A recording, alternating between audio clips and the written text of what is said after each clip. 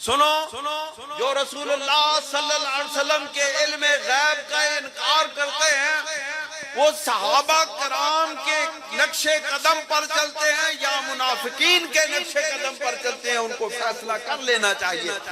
صحابہ کرام تو یہ کہتے ہیں کہ واللہ اعلم ورسولہ، کہ اللہ جانتا ہے اور اس کا رسول جانتا ہے۔ منافق کہتے ہیں کہ ان کو اپنی اونٹنی کی خبر بھی نہیں ہے۔ فیصلہ ہم نے کرنا ہے، فیصلہ آپ نے کرنا ہے کہ منافقوں کا عقیدہ کیا ہے، صحابہ کا عقیدہ کیا ہے۔ الحمدللہ وکفا والصلاة والسلام علی سید الانبیاء والمرسلین، اما بعد فاعوذ باللہ من الشیطان الرجیم، بسم اللہ الرحمن الرحیم۔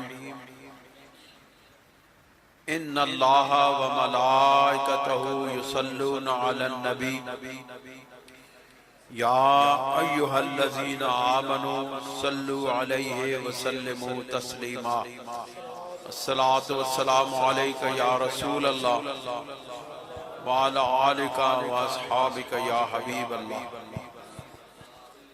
حضرات گرامی، دوستو، بزرگوں، نوجوانوں، بچوں، یہ غالباً 18ویں محفل میلاد ہے جس میں مدعِ ناچیز کو حاضری کی توفیق نصیب ہو رہی ہے۔ دعا یہ ہے کہ اللہ کریم اس حاضری کو قبول و منظور فرمائے اور ہمارے لیے سعادت دارین بنا دے، دونوں جہانوں میں اس کی رحمتیں حاصل ہو جائیں۔ دوستو، ہم گزشتہ اس محفل پاک میں حضور سرور دو عالم صلی اللہ علیہ وسلم کا مدینہ پاک میں ورود اور آپ کی مسجد نبوی شریف کی تعمیر اور پھر وہاں پر جو آپ نے جمعہ کے خطبات ارشاد فرمائے، ان میں سے چند باتیں آپ کے سامنے عرض کی تھی، شاید آپ کو یاد ہو کہ نہ ہو۔ دوستو، سرکار دو جہاں صلی اللہ علیہ وسلم مدینہ پاک میں تشریف لے آئے، لیکن آپ کے اہل خانہ ابھی مکہ معظمہ میں مقیم تھے، تو حضور سرور دو عالم صلی اللہ علیہ وسلم نے اپنے خادم حضرت زید بن حارثہ اور دیگر صحابہ کے ساتھ اپنی اولاد پاک کو، یا یوں کہیں کہ اپنی بنات پاک کو مدینہ منورہ میں لے آنے کے لیے صحابہ کو بھیجا۔ اور یہ بھی یاد رہے کہ سرکار دو جہاں صلی اللہ علیہ وسلم مدینہ پاک میں تشریف لائے تو آپ کے ساتھ سیدنا ابو بکر صدیق بھی تشریف لائے، اور سرکار کے اہل خانہ مکہ معظمہ میں مقیم رہے تو ابو بکر صدیق کے اہل خانہ بھی مکہ معظمہ میں مقیم رہے۔ یہ عشق و محبت کا ایک پہلو ہے سرکار کے ساتھ، کہ سرکار مدینہ پاک میں تشریف لائے، سیدنا صدیق اکبر مدینہ پاک میں تشریف لائے، سرکار کے اہل خانہ مکہ میں رہے، اہل بیت اطہار مکہ میں رہے، صدیق اکبر کے اہل خانہ بھی مکہ میں رہے۔ ادھر سرکار نے صحابہ کو بھیجا اپنے اہل خانہ کو لینے کے لیے، ادھر حضرت ابو بکر صدیق نے حضرت عامر بن فہیرہ رضی اللہ تعالی عنہ اپنے خادم کو اپنے اہل خانہ کو لینے کے لیے بھیجا۔ یہ عشق نہیں ہے تو کیا ہے؟ یہی تو محبت ہے کہ جس طرح آقا کرے اس طرح اس کا غلام کرے، جس طرح آقا رہے اس طرح اس کا غلام رہے، جس طرح محبوب کرے، کوئی عمل کرے، کوئی بات کرے، اس کے خادم پر، اس کے غلام پر لازم ہے کہ اسی طرح کا عمل کرے۔ اب جب صحابہ بناتے رسول کو لینے کے لیے گئے تو اس وقت آپ کی ایک زوجہ تھی حضرت سودا رضی اللہ تعالی عنہ.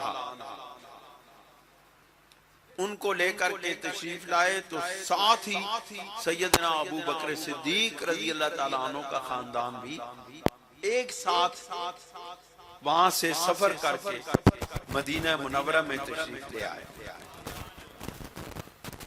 دوستو اب جب سرکار نے اپنی اہل کو اپنی اہل بیت اطہار کو مدینہ منورہ بلانا چاہا تو یہاں پر ان کی رہائش کی ضرورت پڑی کہ ان کے قیام کی جگہ کون سی ہو. تو کائنات کے والی نے، کائنات کے مالک نے، کائنات کے مختار نبی نے، میریاں نہ غلط توجہ فرمایو، اے عقیدے دی گل میں کردہ پہ جے. اس کائنات کے مختار نبی نے کیا کہا؟ وہ اختیار جو اللہ کی طرف سے عطا ہوا. ہم نبی کو ذاتی طور پر مختار نہیں مانتے، اللہ کی عطا سے مختار مانتے ہیں. ہم اللہ کی عطا سے مختار مانتے ہیں. جو اللہ نے اختیار دیا اپنے محبوب کو، وہ اختیار ہم مانتے ہیں. ہمیں اس اختیار کی حد کا علم نہیں ہے. جتنا اختیار رب نے دیا اپنے محبوب کو، ہم اتنے اختیار کو مانتے ہیں. اب اللہ کا دینا غیر محدود ہے، اور مختار جتنا بھی ہوگا وہ ہماری عقل سے ماورا ہوگا. بدعقیدگیاں پھیل رہی ہیں، گمراہیاں پھیل رہی ہیں. نوجوانوں، اپنی آخرت کو بہتر کرنا کرو. حضرت امام ربانی مجدد الفسانی رضی اللہ تعالیٰ عنہ، ان سے بڑا اس برے صغیر کے اندر توحید کا علم بردار پیدا نہیں ہوا ہے. اللہ رب العزت کی وحدانیت پر اگر کسی نے اس برے صغیر کے اندر پیرا دیا ہے تو حضرت امام ربانی ہے. اللہ رب العزت کے ساتھ شرک کی جڑ کاٹی ہے تو امام ربانی نے کاٹی ہے. دوستو پھر اسی امام ربانی جو سب سے بڑا موحد ہے، جو سب سے بڑا محب نبی ہے، جو سب سے بڑا عمل کرنے والا ہے سنت رسول پر. ہمیں تو کہتے ہیں نا یہ بدعت کرتے ہیں، ہمیں تو کہو بدعتی، چلو کوئی بات نہیں کہتے رہو، لیکن امام ربانی کو تو کوئی بدعتی نہیں کہہ سکتا. ان کا یہ کہنا ہے کہ آخرت میں نجات کا دار و مدار عقیدہ اہل سنت پر قائم رہنے میں ہے. دوستو، ان عظیم ہستیوں نے، کائنات کی اس عظیم ہستی نے اپنی ازواج کے لیے جو حجرے بنائے وہ کھجور کے تنوں سے اور مٹی کے گارے سے بنی ہوئی دیواروں میں وہ 8x9 کے 8x10 کے حجرے تھے جن میں ازواج مطہرات کو اور بنات رسول رضوان اللہ تعالی علیہن اجمعین کو وہ قیام کرنا تھا. وہ یادگاریں قائم رہیں، وہ یادگاریں بڑے عرصے تک قائم رہیں اور ان کو قائم رہنا چاہیے تھا. لیکن یاد رکھیں جو امارت ہوتی ہے، جو بادشاہت ہوتی ہے، وہ ان یادگاروں کو مٹاتی ہے. اس لیے کہ ان یادگاروں کے ہوتے ہوئے ان کے محلات تعمیر نہیں کیے جا سکتے. ان یادگاروں کو اس لیے مٹایا جاتا ہے. آج مدینہ منورہ میں چلے جائیں، مکہ معظمہ میں چلے جائیں، وہاں پر آپ کو ان عظیم ہستیوں کی کوئی یادگار ملتی ہے، وہ بھی اللہ بھلا کرے ترکوں کا، جنہوں نے جہاں جہاں کوئی نسبت تھی رسول اللہ کی، صحابہ کی، اس جگہ پہ مسجدیں بنا لی۔ اب ان سے مسجدیں مٹائی نہیں جاتی، اگر یہ مٹا سکتے تو مسجدوں کو مٹا دیتے، ان آثار کو مٹا دیتے، لیکن اب ان کی جرات نہیں ہے کہ ان مسجدوں کو مٹا سکیں، باقی سارے آثار ختم کر دیے جائیں۔ ہمیں سچ بولنا بھی آنا چاہیے، حق بات کرنی بھی آنی چاہیے، اور یاد رکھیں جس وقت وہ حجرے صحابہ نے ان کو قائم رکھا، تابعین نے ان کو قائم رکھا، تبع تابعین نے ان کو قائم رکھا، لیکن جس وقت ولید بن ملک بنو امیہ کے اس بادشاہ کا وقت آیا تو اس نے ان حجروں کو مٹا دیا مسجد میں توسیع کے بہانے سے۔ تو پھر کیا ہوا؟ حضرت علامہ سہیلی رحمۃ اللہ علیہ لکھتے ہیں کہ فلما ورد کتابہ بذالک، کہ جب وہ تحریر لکھی ہوئی مدینہ منورہ کے گورنر کو ملی، ولید بن ملک کی طرف سے، بادشاہ کی طرف سے، وہ تحریر جس وقت ملی کہ ان حجروں کو جن میں وحی اتری تھی، ان حجروں کو جن میں ذکر الہی ہوا تھا، ان حجروں کو جن حجروں کی دیواروں کے ساتھ جس میں اطہر رسول صلی اللہ علیہ وآلہ وسلم مس ہوا تھا، ان حجروں کی وہ زمین جس پر اہل بیت اطہار کے جسم مس ہوئے تھے، ان جگہوں کو، ان پاک حجروں کو مٹانے کا جب حکم آیا تو کیا ہوا؟ فلما ورد کتابہ بذالک، جس وقت وہ تحریر لکھی ہوئی جب ملی تو پھر کیا ہوا؟ دج اہل المدینہ بالبکاء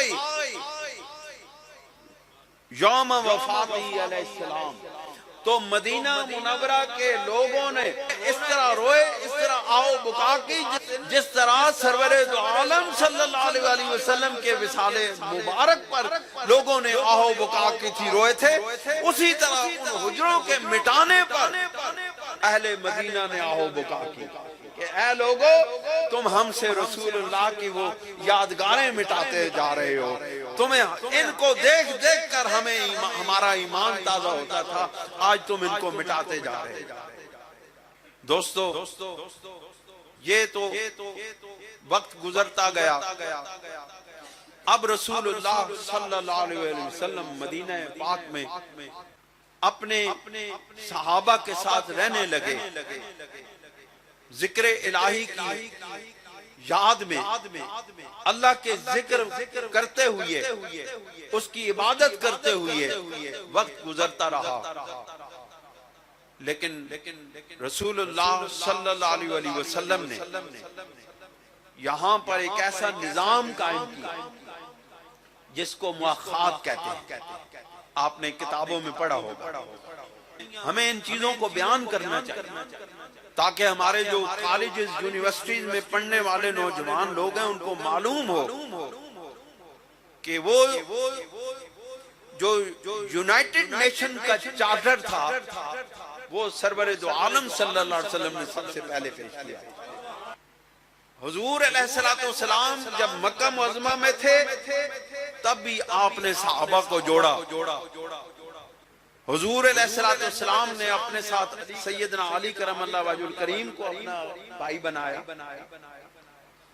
حضرت حمزہ بن عبد المطلب کو حضرت زید بن حارثہ کا بھائی بنایا، حضرت عثمان بن عفان کو حضرت عبد الرحمن بن عوف کا بھائی بنایا۔ علی ھذا القیاس مکہ معظمہ میں جتنے بھی صحابہ تھے ان کو ایک دوسرے کا بھائی بنا دیا، مددگار بنا دیا، اور یہی اصول پھر مدینہ منورہ میں اپنایا۔ یہاں ذرا بات مختلف تھی، وہاں ایک ہی قبیلہ تھا قریش، یہاں مختلف قبیلے ہو گئے۔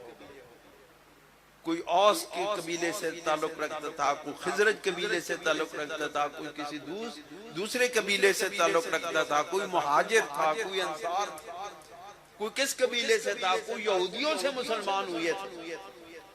اب یہاں ان کو ایک جگہ پر یکجا رکھنا یہ بڑی تدبیر والی بات تھی، اور نبی سے بڑھ کر تدبیر والا کوئی دنیا میں پیدا نہیں،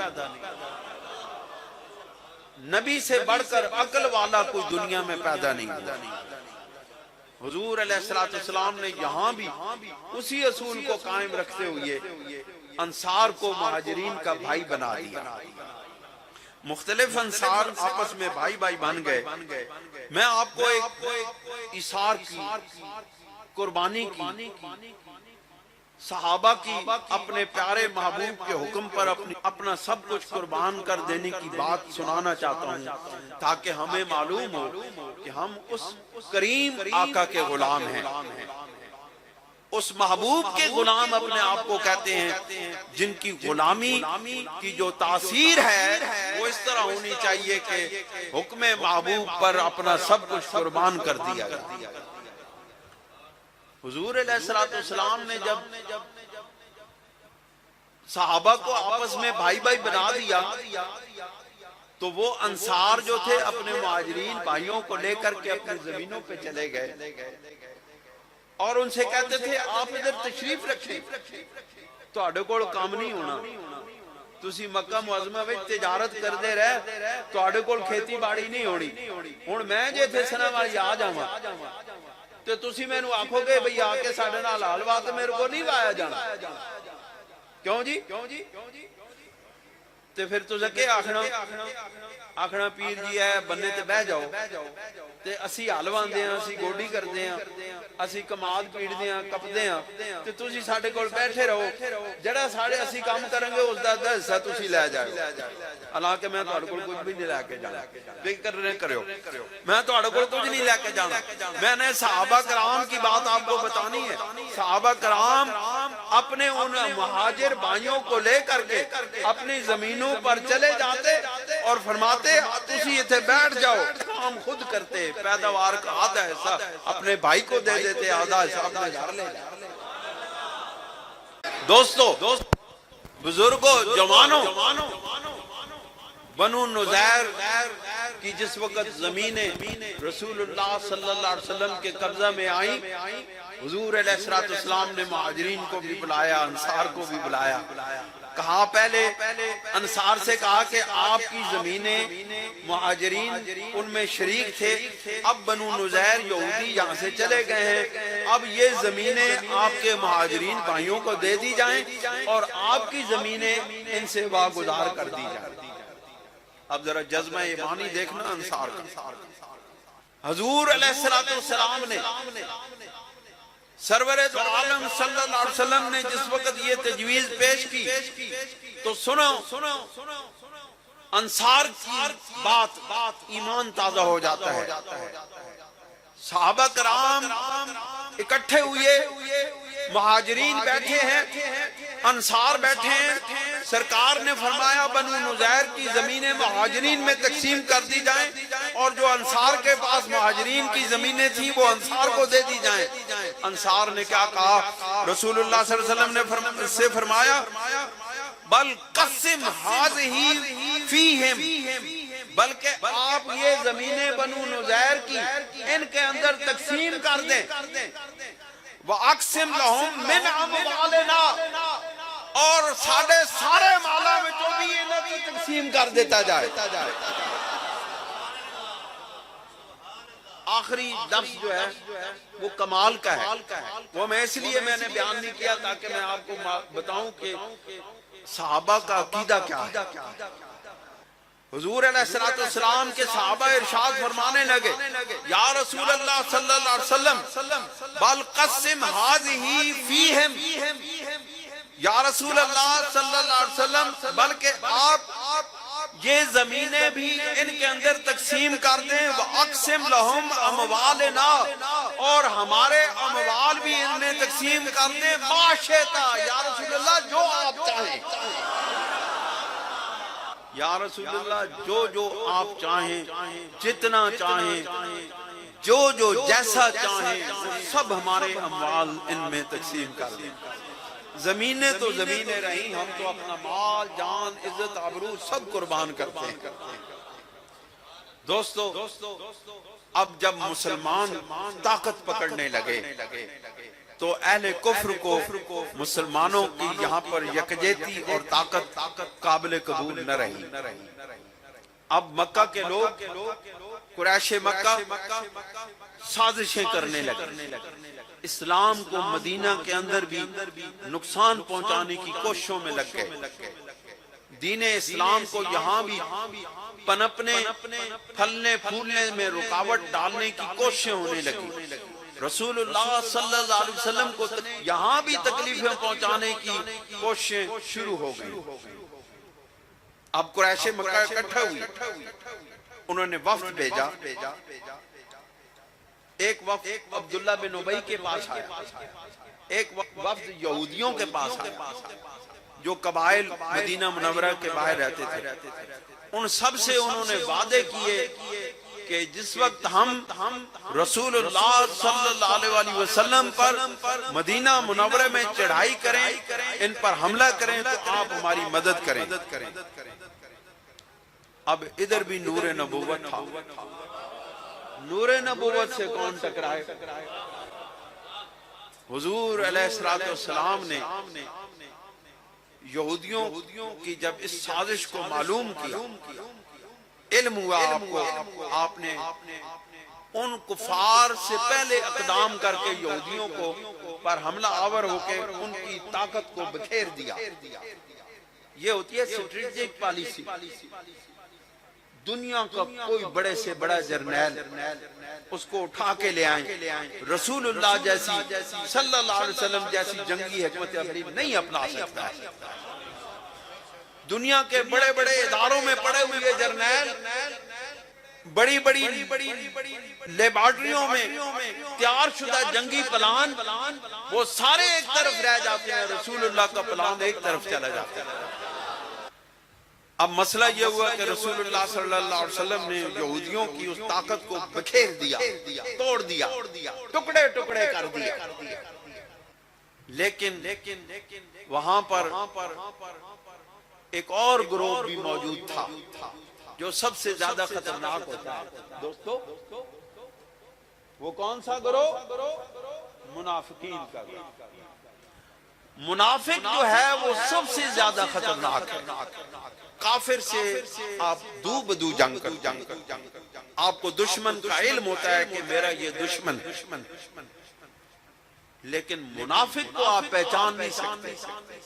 منافق کا چہرہ بھی مسلمانوں جیسا، منافق کا ڈیل ڈال بھی مسلمانوں جیسی، منافقوں کا رنگ و روپ بھی مسلمانوں جیسا، نماز بھی وہ پڑھتے، نماز بھی یہ پڑھتے، کلمہ بھی وہ پڑھتے ہیں، کلمہ یہ پڑھتے ہیں، روزہ وہ رکھتے ہیں، روزہ یہ رکھتے ہیں، نمازیں وہ پڑھتے ہیں، نمازیں یہ پڑھتے ہیں، تبلیغ کو وہ جاتے ہیں، تبلیغ کو یہ جاتے ہیں۔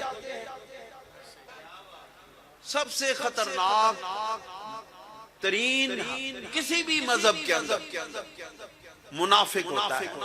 منافق کو پہچاننا مشکل ہے، لیکن رسول اللہ صلی اللہ علیہ وسلم نے جو منافق کی پہچان دی ہے نا، وہ بڑی کمال کی ہے۔ اب قریش مکہ عبداللہ بن ابی کے ساتھ سازش کرنے لگے، ساز باز کرنے لگے کہ وہ اس کے ساتھ معاہدہ کر لیا کہ ہم رسول اللہ صلی اللہ علیہ وسلم کو یہاں پر تکلیف پہنچائیں گے، اور جس وقت ہم رسول اللہ پر حملہ کریں آپ ہمارے ساتھ۔ اب بات یہ ہو گئی کہ ایک دن حضور سرور دو عالم صلی اللہ علیہ وسلم اپنے صحابہ کے ساتھ مسجد میں بیٹھے ہیں،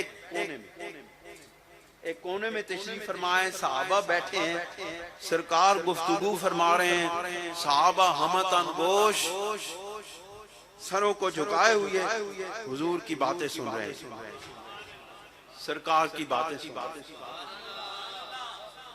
دوستو، کتنے خوش نصیب ہیں وہ ہستیاں کہ سرکار سامنے بیٹھے ہوں اور صحابہ ان کے سامنے بیٹھے ہوں، زبان سے نکلے ہوئے پھول وہ قبول کر رہے ہوں اور دل سے قلب سے نکلنے والے نور کی شعاعیں صحابہ کے قلوب میں جذب ہو رہی ہوں.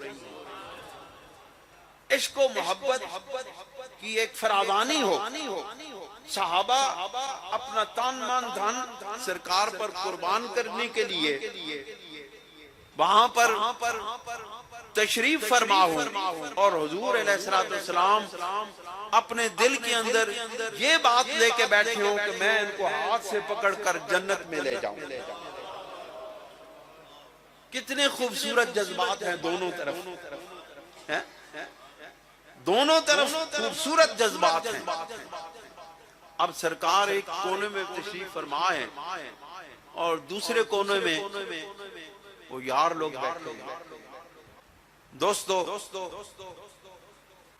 انہی لوگوں میں ایک شخص ہے. حضور علیہ السلام کی ایک سفر کے دوران اونٹنی گم ہو گئی. اونٹنی گم ہو گئی. اس شخص نے یہ کہنا شروع کر دیا کہ ویسے تو یہ آسمانوں کی خبریں دیتے ہیں اور ان کو اپنی اونٹنی کا علم نہیں ہے. وہ کہتے ہیں غیب کی خبریں دینے والے کو اپنی اونٹنی کی نعوذ باللہ من ذالک خبر نہیں ہے. یہ کیسی غیب کی خبریں دیتا ہے؟ رسول اللہ کے علم غیب کا انکار سب سے پہلے منافقین نے کیا ہے. سنو جو رسول اللہ صلی اللہ علیہ وسلم کے علم غیب کا انکار کرتے ہیں وہ صحابہ کرام کے نقش قدم پر چلتے ہیں یا منافقین کے نقش قدم پر چلتے ہیں؟ ان کو فیصلہ کر لینا چاہیے. صحابہ کرام تو یہ کہتے ہیں کہ واللہ اعلم ورسولہ، کہ اللہ جانتا ہے اور اس کا رسول جانتا ہے. منافق کہتے ہیں کہ ان کو اپنی اونٹنی کی خبر بھی نہیں ہے. فیصلہ ہم نے کرنا ہے، فیصلہ آپ نے کرنا ہے کہ منافقوں کا عقیدہ کیا ہے، صحابہ کا عقیدہ کیا ہے. سبحان اللہ. جس وقت رسول اللہ صلی اللہ علیہ وسلم کے پاس یہ بات پہنچی، آپ نے یہ بات سنی کہ منافق یہ بات کرتے ہیں.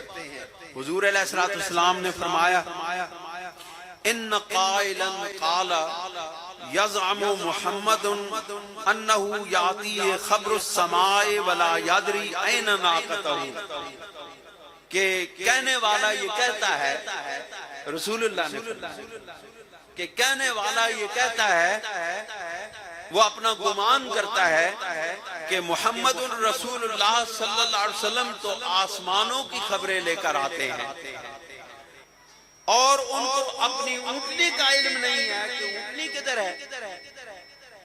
اب رسول اللہ نے فرمایا سن لو میرے علم کا انکار کرنے والو، وَإِنِّي وَاللَّهِ لَا أَعْلَمُ إِلَّا مَا عَلَّمَنِي، بے شک میں کچھ نہیں جانتا مگر وہ جانتا ہوں جو میرا رب مجھے سکھاتا ہے. اب بتاؤ اللہ رب العزت اپنا علم مصطفیٰ کو عطا کرتا ہے، وہ تہاڈے کول پوچھ کے دیندا ہے؟ کسی کو پوچھ کے دیندا ہے کہ اے علم مصطفیٰ کو دوں کہ نہ دوں؟ ما علمنی، مولوی جی سنو وَإِنِّي وَاللَّهِ لَا أَعْلَمُ، بے شک میں نہیں جانتا إِلَّا مَا عَلَّمَنِي، جو کچھ وہ مجھے دیتا ہے، علم دیتا ہے، میں وہ علم جانتا ہوں. ما علمنی اللہ، جو اللہ مجھے علم دیتا ہے. اور فرمایا کہ وقت دلنی، اور اللہ رب العزت نے مجھے بتا دیا ہے، میرے رب نے مجھے بتا دیا ہے کہ قد دلنی اللہ علیہا، مجھے میرے رب نے اس اونٹنی کے متعلق بتا دیا ہے. فہی فی ھذا الشعب، وہ او میرے صحابہ تسی اس گھاٹی میں چلے جاؤ، اتھے اونٹنی نے بس اتنی بات بتا دیتے صحابہ کرام. اونٹنی کو سوئی تے نہیں سی نا، سوئی جڑے لنگار بڑھنے والی سلائی کرنے والی سوئی تو نہیں سی، اونٹنی سی نا. حضور صلی اللہ علیہ وسلم فرما دیتے وہ اس گھاٹی میں چلے جائیں، وہاں پر وہ اونٹنی آپ کو نظر آ جائے گی، بڑی دور سے نظر آ جائے گی، آپ اس کو پکڑ کے لے آئیں. حضور علیہ السلام نے فرمایا فَهِيَ فِي هَذَا الشَّعْبِ، وہ اس گھاٹی میں ہے، قَدْ أَحْبَسَتْهَا شَجَرَةً بِزِمَامِهَا، اس کی جو مہار ہے وہ اس درخت کی شاخوں میں اٹکی ہوئی ہے. حضور نے مہار کو دیکھ لیا، اپنی اونٹنی کے مہار کو دیکھ لیا کہ وہ مہار فلاں درخت کی شاخوں میں اٹکی ہوئی ہے. اس کو علم غیب کہتے ہیں. دوستو، رسول اللہ صلی اللہ علیہ وسلم نے جب دیکھا کہ چند افراد انہی میں سے، وہ جو پروپیگنڈا کرتے ہیں ان میں سے چند لوگ جو ہیں مسجد میں بیٹھے اور وہ آپس میں چمٹے ہوئے ہیں، کنے نہ کن لا کے ایک دوسرے نال بٹھے ہوئے، وکھرے ہو کے کونے وچ انج کر کے ایک دوسرے نال لٹے ہوئے نے، چمٹے ہوئے ایک دوسرے کے ساتھ. یہ کیسی نشانی ہے؟ سمجھ گئے؟ منافقین کی نشانی ہے. چمٹ چمٹ کے بیٹھے ایک دوسرے ہوتے لپٹے جا رہے تھے. کہتے ہیں وہ چمٹے ہوئے تھے. رسول اللہ صلی اللہ علیہ وسلم نے جب دیکھا کہ یہ میری طرف اشارے کرتے ہیں اور کوئی منصوبے بناتے ہیں، سرور دو عالم صلی اللہ علیہ وسلم نے ارشاد فرمایا ان کو مسجد سے نکال دو. اس کا مطلب ہے منافقوں کو مسجد سے نکالنا رسول اللہ کی سنت ہے.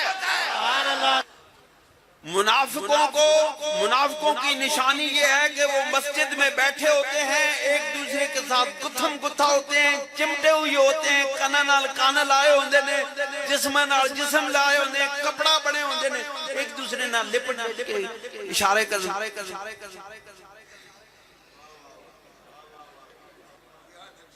یہ اشارے کرتے ہیں. رسول اللہ نے کہا کہ ان کو مسجد سے نکال دو. صحابہ کرام نے یہ نہیں آکھا کہ یا رسول اللہ یہ تو نماز پڑھنا آئے تھی، یہ تو تبلیغ کرنے آئے تھے، یہ تو اللہ کی دین کی باتیں بتانے آئے تھے، یہ تو بس صرف کچھ بھی نہیں کہتے، بس نماز پڑھتے ہیں، دین کی تبلیغ کرتے ہیں، اللہ کی باتیں بتاتے ہیں، دین کی باتیں بتاتے ہیں. یا رسول اللہ اب ہم ان کو کیسے باہر نکالیں؟ صحابہ نے نہیں کہا، صحابہ نے کہا ہمارے رسول اللہ نے ان کے دل پڑھ لیے ہیں، ان کے چہرے دیکھ لیے ہیں، یہ منافق ہیں، ان کو پھر کیا ہوا؟ پھر یہ منظر ہوا. حضرت ابو ایوب خالد بن زید رضی اللہ تعالیٰ عنہ اٹھے، انہوں نے عمر بن قیس کو اس کے پاؤں سے گھسیٹتے ہوئے مسجد نبی سے باہر نکال دیا. لتا تو گھسیٹ کے پیر پکڑے نا دوئے تے جلان یار اڈیا ٹنگا ہوتے تے سر تھلے تے رگڑی دے صحابہ نے باہر کٹ دیتا، باہر سوٹائے جا. پھر حضرت ابو ایوب واپس آئے اور ایک اور منافق رافع بن ربیعہ نجاری کی طرف متوجہ ہوئے اور اس کو چادر سے پکڑ کر، چادر بدی سے پکڑ دیں باہر چھکے تے سوٹائے.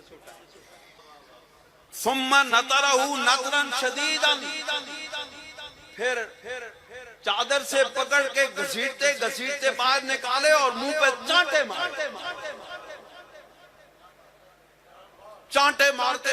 منہ پہ باہر نکال دیا اور فرماتے رہے اُفٍ لَكَ مُنَافِقًا خَبِيثًا، اے خبیث منافق تیرے تے اف ہے، تیرے تے کف ہے. عمارہ بن حزم رضی اللہ تعالیٰ عنہ، یہ بڑی لمبی کہانی ہے، بہت سارے بندے سی، پوری جماعت آئی سی. عمارہ بن حزم اٹھے، انہوں نے زید بن عمر منافق کی طرف بڑھے، اس کی لمبی سی داڑھی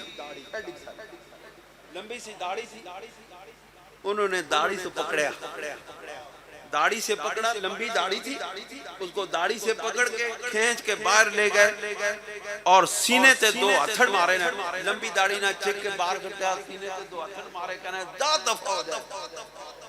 پھر پتہ کیا انہوں نے کہا عبادک اللہ یا منافقو، اے منافق دور ہو جا، اللہ تعالیٰ تینو غرق کرے، پرے ہو جا، فما عد اللہ لک من العذاب اشد من ذالک ولا تقربن مسجد رسول اللہ صلی اللہ علیہ وسلم، کہ اللہ تعالیٰ تینو قیامت آڑے دھاڑے اس تو بھی بڑا عذاب دے وے، میرے پیارے محبوب کی مسجد کے قریب بھی مت آنا، یہ پاک جگہ ہے، ناپاک لوگ یہاں نہیں آ سکتے، مسجد پاک ہے، اللہ کی عبادت کی جگہ ہے، یہاں پر ناپاک لوگوں کا آنا منع ہے۔